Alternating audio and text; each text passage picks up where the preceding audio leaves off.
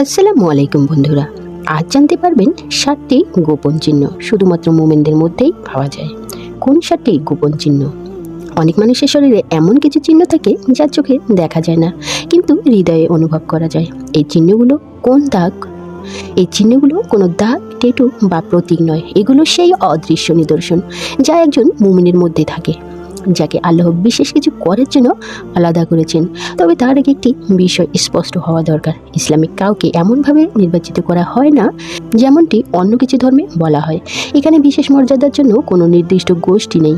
আল্লাহ কোরআনে বলেছেন, নিশ্চয়ই আল্লাহর দৃষ্টিতে তোমাদের মধ্যে সবচেয়ে সম্মানিত সেই ব্যক্তি যে সবচেয়ে বেশি তাকওয়াবান, অর্থাৎ যে কোনো মানুষই মর্যাদা পেতে পারে যদি সে আন্তরিকতা, বিনয় ও আল্লাহর আনুগত্যের সঙ্গে জীবনযাপন করে। এবং এটি সত্য, যদি আপনি নিজের মধ্যে এই অদৃশ্য চিহ্নগুলো অনুভব করেন তবে এটা কোনো কাকতালীয় বিষয় নয়। এর অর্থ হলো আল্লাহ আপনাকে বড় কিছু করার জন্য প্রস্তুত করেছেন। তাই এই ভিডিওতে আমরা জানাবো 7টি গোপন চিহ্ন যা ইঙ্গিত দিতে পারে যে আল্লাহ আপনাকে একটি বড় উদ্দেশ্যের জন্য প্রস্তুত করেছেন। কারণ যখন মানুষ বাহ্যিক সৌন্দর্যের দিকে তাকে, আল্লাহ তখন হৃদয়ের গভীরতা দেখেন। প্রথম চিহ্ন, আপনি পৃথিবী থেকে বিচ্ছিন্ন বোধ করেন কিন্তু আল্লাহর কাছাকাছি অনুভব করেন। আপনি কি কখনো অনুভব করেছেন যে এই দুনিয়ার ভিতরেও কোথাও যেন আপনার স্থান নেই? টাকা, খ্যাতি, সামাজিক মর্যাদা কিংবা বিনোদনের প্রতি মানুষের যে আকর্ষণ সেটা আপনাকে ততটা টানে না। এটা কিন্তু কোনো সমস্যা নয়। এর মানে হলো আপনার মন দুনিয়ার পেছনে ছুটতে চাইছে না, বরং আরও গভীর কিছু চাইছে। অন্যরা যখন সাময়িক আনন্দে ডুবে থাকে তখন আপনার মন যেন চিরস্থায়ী কিছু খুঁজে বেড়ায়। এটি কোনো অদ্ভুত বিষয় নয়, বরং এটি একটি জাগরণের লক্ষণ। নবী মুহাম্মদ সাল্লাল্লাহু আলাইহি ওয়াসাল্লাম বলেছেন, ইসলাম শুরুতে ছিল অপরিচিতের মতো এবং এক সময়ে আবার অপরিচিত হয়ে যাবে। তাই সৌভাগ্যবান তারা যারা এই অপরিচিতদের অন্তর্ভুক্ত। এর মানে যদি আপনার মন আজকের দুনিয়ার দিকে নির্দেশনায় অস্থির অনুভব করে, যদি আপনি খেয়ালহীন বিনোদন আর অর্থহীন প্রতিযোগিতার মাঝে নিজেকে মানিয়ে নিতে না পারেন, তবে এটি স্পষ্ট ইঙ্গিত যে আপনার আত্মা কোনো বৃহত্তর উদ্দেশ্যের জন্য প্রস্তুতি নিচ্ছে। আল্লাহ কুরআনে বলেছেন, আর পরকালের জীবনই শ্রেষ্ঠ ও চিরস্থায়ী। অর্থাৎ যদি আল্লাহ আপনাকে এই দুনিয়ার ক্ষণস্থায়ী আনন্দ থেকে দূরে সরিয়ে রাখেন, তাহলে নিশ্চিত থাকুন তিনি আপনাকে আরও অর্থবহ কিছুর জন্য প্রস্তুত করেছেন। তবে কি এর মানে এই যে আপনি সম্পূর্ণ একা হয়ে যাবেন? না, ইসলাম সামঞ্জস্যর শিক্ষা দেয়। কিন্তু যদি আপনি দেখেন যে এই দুনিয়ার বিভ্রান্তির আড়ালে যে ফাঁদগুলো লুকিয়ে আছে তা আপনি বুঝতে পারছেন, তাহলে এটিকে আল্লাহর দান হিসেবে নিন। কারণ যারা আল্লাহকে দুনিয়ার চেয়ে বেশি ভালোবাসেন তাদেরকেই আল্লাহ পরকালে উচ্চ মর্যাদায় উন্নীত করেন। দ্বিতীয় চিহ্ন, আপনি অন্যদের তুলনায় বেশি পরীক্ষার মুখোমুখি হন। আপনি কি কখনো ভেবেছেন কেন কিছু মানুষের জীবন এত সহজ মনে হয়, অথচ আপনার জীবনে একের পর এক পরীক্ষা আসে?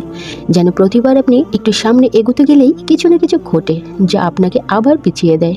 অনেক সময় মনে হতে পারে, কেন আল্লাহ আমাকে এত কঠিন পরীক্ষার মধ্যে ফেলছেন যখন অন্যরা এত সহজ জীবনযাপন করছেন? কিন্তু সত্যিটা হলো এই পরীক্ষাগুলো শাস্তি নয়, বরং এটি একটি চিহ্ন যে আল্লাহ আপনাকে আরও শক্তিশালী করেছেন।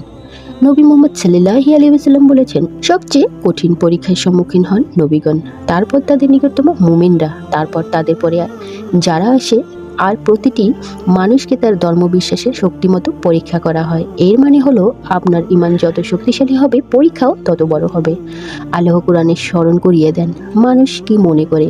তারা বলবে আমরা বিশ্বাস করি আর তাদের পরীক্ষা করা হবে না। অর্থাৎ আল্লাহ কোনো উদ্দেশ্য ছাড়া ফেলছেন যখন অন্যরা এত সহজ জীবনযাপন করছে। কিন্তু সত্যিটা হলো এই পরীক্ষাগুলো শাস্তি নয়। অর্থাৎ আল্লাহ কোনো উদ্দেশ্য ছাড়া কাউকে পরীক্ষা করেন না। প্রতিটি কষ্ট, প্রতিটি চ্যালেঞ্জ আপনাকে গড়ে তুলতে, আপনাকে শক্তিশালী করতে এবং আপনাকে আল্লাহর আরও কাছাকাছি নিয়ে যেতে আসে। ভেবে দেখুন, নবীদের জীবন কখনোই সহজ ছিল না। তারা অনেক কষ্ট সহ্য করেছেন, কিন্তু ধৈর্য ধরেছেন, আর আল্লাহ তাদেরকে সম্মানিত করেছেন। তাই যদি মনে হয় আপনি অন্যদের তুলনায় বেশি সংগ্রাম করছেন, তাহলে এটিকে আল্লাহর বিশেষ দৃষ্টি হিসেবে দেখুন। কারণ আল্লাহ আপনাকে শুদ্ধ ও শক্তিশালী করতে চান। মনে রাখবেন, হীরার মতো দামি কিছু তৈরি হতে যেমন সময় লাগে, তেমনি ইমানদারকে পরিশুদ্ধ হতে হলে পরীক্ষা দরকার। তৃতীয় চিহ্ন, নিজের আত্মাকে পরিশুদ্ধ করার তীব্র তাগিদ অনুভব করেন। আপনি কি কখনো লক্ষ্য করেছেন কিছু বিষয় যা আগে আপনাকে বিচলিত করতো না, এখন সেগুলো নিয়ে অস্বস্তি অনুভব করেন? যে গুনাহগুলো এক সময় তেমন গুরুত্ব দিতেন না, এখন সেগুলোর কথা মনে হলে অপরাধ বোধ হয়।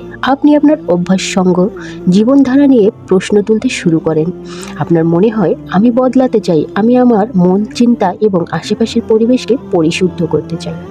এটি কোনো হঠাৎ আসা অনুভূতি নয়, এটি আল্লাহর পক্ষ থেকে একটি সংকেত যে তিনি আপনার আত্মাকে জাগিয়ে তুলেছেন। আল্লাহ কুরআনে বলেন, নিশ্চয়ই আল্লাহ তাদের ভালোবাসেন যারা তওবা করে এবং যারা নিজেদের পরিশুদ্ধ রাখে। এই পরিশুদ্ধির প্রক্রিয়া বিভিন্নভাবে আসতে পারে। আপনি নামাজ আরও মনোযোগ দিয়ে পড়তে শুরু করতে পারেন, কথা বলার ধরন পরিবর্তন করতে পারেন, কিছু পরিবেশ এড়িয়ে চলতে শুরু করতে পারেন, এমন কিছু মানুষের সঙ্গ ছাড়তে হতে পারে যারা আপনার আত্মার জন্য ক্ষতিকর। শুরুতে এই পরিবর্তন একাকিত্ব বা কঠিন মনে হতে পারে, কিন্তু মনে রাখবেন প্রত্যেক মুমিনের জীবনেই এই পর্যায়ে আসেন, কারণ আল্লাহ আপনাকে উচ্চ মর্যাদায় উন্নীত করার আগে আপনাকে পরিশুদ্ধ করেন। তাই যদি আপনার হৃদয় আপনাকে পরিবর্তনের জন্য তাগিদ দেয়, তবে সেটিকে অবহেলা করবেন না। এটি আল্লাহর পক্ষ থেকে একটি ডাক, একটি আহ্বান আপনাকে আরও বড় কিছুর জন্য প্রস্তুত করার। চতুর্থ চিহ্ন, আপনি হঠাৎ কিছু হারান, কিন্তু তা আপনাকে ভালো কিছুর দিকে নিয়ে যায়। আপনি কি কখনো এমন কিছু হারিয়েছেন যা তখন খুব কষ্ট দিয়েছিল, কিন্তু পরে বুঝেছেন এটাই আপনার জন্য ভালো ছিল? হয়তো আপনি একটা চাকরি হারিয়েছেন, কিন্তু পরে উপলব্ধি করেছেন সেটি আপনার জন্য উপযুক্ত ছিল না। হয়তো একটা সম্পর্ক ভেঙে গেছে, কিন্তু পরে দেখলেন সেটা আসলে আপনাকে মানসিকভাবে বিষিয়ে তুলেছিল। হয়তো একটা সুযোগ হাতছাড়া হয়েছে, কিন্তু পরে বুঝলেন সেটি আপনাকে ভুল পথে নিয়ে যেতে। যখন এসব ঘটনা ঘটে তখন আমাদের মন ভেঙে যায়। আমরা ভাবি কেন এমন হলো, কিন্তু কিছু সময় পর যখন আরও ভালো কিছু আসে তখন বুঝতে পারি আল্লাহ আমাদের জন্য আরও ভালো কিছু রেখেছিলেন। আল্লাহ কুরআনে বলেছেন, হতে পারে তুমি কোনো কিছু অপছন্দ করেছো অথচ সেটাই তোমার জন্য ভালো, আর হতে পারে তুমি কোনো কিছু ভালোবাসছো অথচ সেটাই তোমার জন্য ক্ষতিকর। আল্লাহ জানেন অথচ তোমরা জানো না। এর মানে প্রত্যেক ক্ষতি বা হারানো জিনিস শাস্তি নয়, কখনো কখনো এটি আল্লাহর পক্ষ থেকে রক্ষা। তিনি কিছু জিনিস আপনার জীবন থেকে সরিয়ে দেন যাতে আপনি আসল লক্ষ্য খুঁজে পান। তিনি কিছু সম্পর্ক থেকে দূরে রাখেন যাতে আপনি আত্মিকভাবে বিকশিত হতে পারেন। তিনি এক দরজা বন্ধ করেন যাতে আরও ভালো আরেকটি দরজা খুলতে পারেন। তাই যদি কখনো কিছু হারান এবং পরে বুঝতে পারেন যে এটাই আপনার জন্য ভালো ছিল, তাহলে জেনে রাখুন আল্লাহ শুরু থেকেই আপনাকে পথ দেখাচ্ছিলেন। কারণ আল্লাহ যখন কিছু নিয়ে যান তখন সেটার বদলে তিনি সব সময় আরও ভালো কিছু দেন। পঞ্চম চিহ্ন, আপনার মধ্যে ইসলামের জ্ঞান অর্জনের প্রবল আকর্ষণ তৈরি হয়। আপনি কি কখনো অনুভব করেছেন হঠাৎ করে ইসলামের বিষয়ে আরও জানার প্রবল ইচ্ছা তৈরি হয়েছে? আগে হয়তো আপনি ততটা গুরুত্ব দিতেন না, কিন্তু এখন কোরআন, নবীজি সাল্লাল্লাহু আলাইহি ওয়াসাল্লামের শিক্ষা এবং ইসলামের গভীর অর্থ নিয়ে জানতে ইচ্ছে করে। আগে যা নির্দ্বিধায় মেনে নিতেন, এখন সেগুলো নিয়ে চিন্তা করতে শুরু করেছেন। আপনার মনে হচ্ছে শুধু নিয়ম মেনে চলাই যথেষ্ট নয়, আমি সব কিছুর আসল উদ্দেশ্য বুঝতে চাই।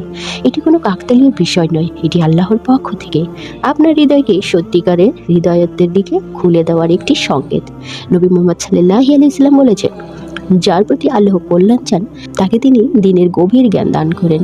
এর মানে যদি আপনার মনে ইসলামের গভীর জ্ঞান অর্জনের আগ্রহ জন্মে নেয়, তবে এটি প্রমাণ করে যে আল্লাহ আপনাকে উন্নত করতে চান। আল্লাহ কোরআনে বলেন, যারা জানে এবং যারা জানে না তারা কি সম্মান, অর্থাৎ জ্ঞান অর্জন করলে শুধু মস্তিষ্ক নয়, আত্মাও বিকশিত হয়। আপনি আল্লাহর সঙ্গে আরও গভীর সংযোগ তৈরি করতে পারেন। আরও আশ্চর্যের বিষয় হলো আল্লাহর সবচেয়ে প্রিয় বান্দারা হচ্ছেন জ্ঞান অনুসন্ধানকারী।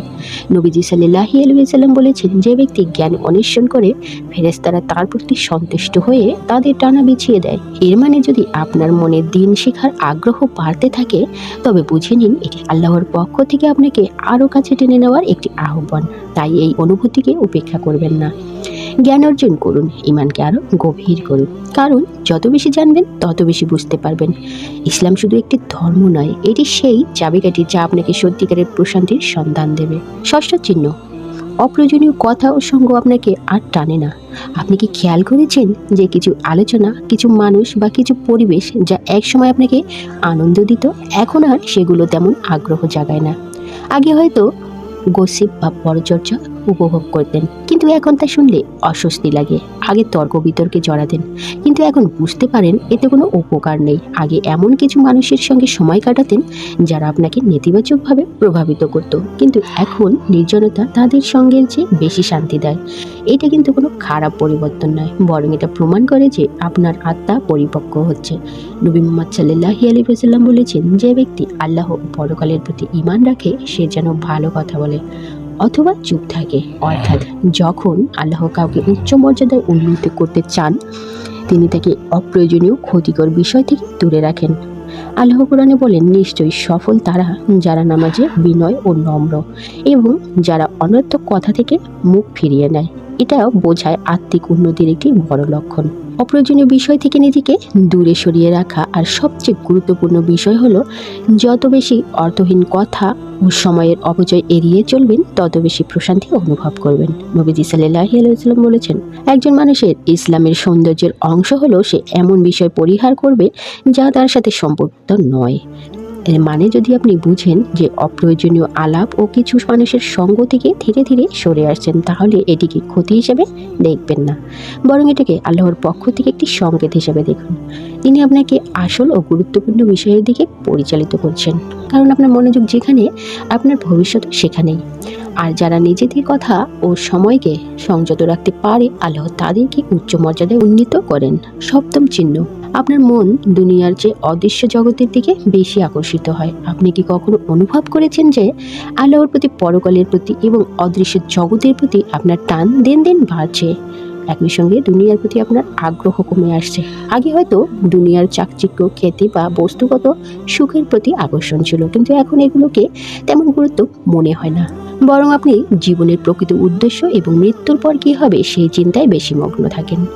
আপনি এমন সব ইবাদতে আনন্দ পান যা হয়তো কেউ দেখছেও না, কিন্তু আপনি জানেন আল্লাহ সব দেখেন। এটা কোনো সাধারণ অনুভূতি নয়, এটা প্রমাণ করে যে আপনার হৃদয় জাগ্রত হচ্ছে। নবী মুহাম্মদ সাল্লাল্লাহু আলাইহি ওয়াসাল্লাম বলেছেন, এই দুনিয়ায় এমনভাবে থাকো যেন তুমি একজন পথিক অথবা একজন যাত্রী মাত্র।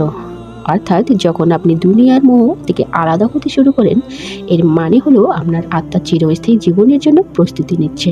আল্লাহ কোরআনে বলেন, তোমরা দুনিয়ার জীবনকে প্রাধান্য দাও অথচ আখিরাতে উত্তম ও চিরস্থায়ী। এর মানে হলো আল্লাহ আপনাকে বড় কোনো উদ্দেশ্যের দিকে আহ্বান করছেন। তিনি আপনাকে মনে করিয়ে দিচ্ছেন আসল জীবন দুনিয়ায় নয়, বরং পরকালে। আপনার আত্মার জন্য সবচেয়ে গুরুত্বপূর্ণ বিষয় কি? যত বেশি আপনি আল্লাহর সঙ্গে সংযুক্ত হবেন, তত বেশি আপনার জীবন স্পষ্ট হয়ে উঠবে। নবী করিম সাল্লাল্লাহু আলাইহি ওয়াসাল্লাম বলেছেন, যে ব্যক্তি আল্লাহর সাক্ষাৎ পছন্দ করে, আল্লাহ তার সাক্ষাৎ পছন্দ করেন। অর্থাৎ যদি আপনার হৃদয় আল্লাহর দয়া হিদায়াতের জন্য আকুল হয়, তবে বুঝবেন আপনি সঠিক পথে আছেন। প্রিয় ভাই বোনেরা, আপনার মধ্যে যদি এই লক্ষণগুলো একটিও থাকে, তাহলে এটাকে উপেক্ষা করবেন না। এটি কোনো কাকতালীয় ঘটনা নয়, এটি আল্লাহর পক্ষ থেকে একটি ডাক, আপনার হৃদয়কে শুদ্ধ করার একটি ডাক, আপনার ঈমানকে শক্তিশালী করার একটি ডাক, সেই পথে হাঁটার যেখানে আল্লাহ আপনাকে আহ্বান করছেন। এই লক্ষণগুলো কি কাউকে বিশেষ বা নির্বাচিত করে তোলে না, এটা কোনো বিশেষ মর্যাদার বিষয় নয়। আল্লাহ কোরআনে বলেন, আল্লাহর দৃষ্টিতে তোমাদের মধ্যে সবচেয়ে সম্মানিত সেই ব্যক্তি যে সবচেয়ে বেশি তাকওয়াবান। অর্থাৎ আসলে বিষয়টি মর্যাদার নয়, বরং আন্তরিকতার। যে কেউ আল্লাহভীতি বা তাকওয়া অবলম্বন করলে আল্লাহ তাকে উন্নত করবেন। প্রশ্ন হলো, আপনি কি আল্লাহর এই ডাক শুনছেন নাকি উপেক্ষা করছেন? নবীজি সাল্লাল্লাহু আলাইহি ওয়াসাল্লাম আমাদের সতর্ক করে বলেছেন, 5টি জিনিসকে 5টির পূর্বে মূল্যায়ন করো। 1 যৌবনকে বৃদ্ধ হওয়ার পূর্বে, 2 স্বাস্থ্যকে অসুস্থতার পূর্বে, 3 সম্পদকে দারিদ্র্যের পূর্বে, 4 ফুরসতকে ব্যস্ততার পূর্বে, 5 জীবনকে মৃত্যুর পূর্বে। অর্থাৎ আল্লাহ যদি আপনাকে তার দিকে ডাকেন, তাহলে বিলম্ব করবেন না। এখনই সময় নিজেকে পরিশুদ্ধ করার আর আপনার ঈমানকে শক্তিশালী করার একটি সহজ দোয়া, যা আপনার হৃদয়ে আল্লাহর পথ সুগম করবে। ইয়া আল্লাহ, আমার হৃদয়কে সঠিক পথে পরিচালিত করো, আমার ঈমানকে দৃঢ় করো এবং তুমি আমার জীবনে যে নিদর্শনগুলো রেখেছ সেগুলোকে বোঝার তৌফিক দাও।